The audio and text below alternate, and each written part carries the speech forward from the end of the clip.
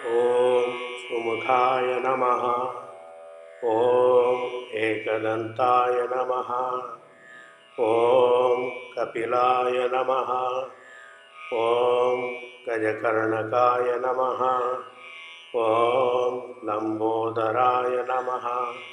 ॐ विकटाय नमः। ॐ विघ्नराजाय नमः। ॐ गणाधिपाय नमः।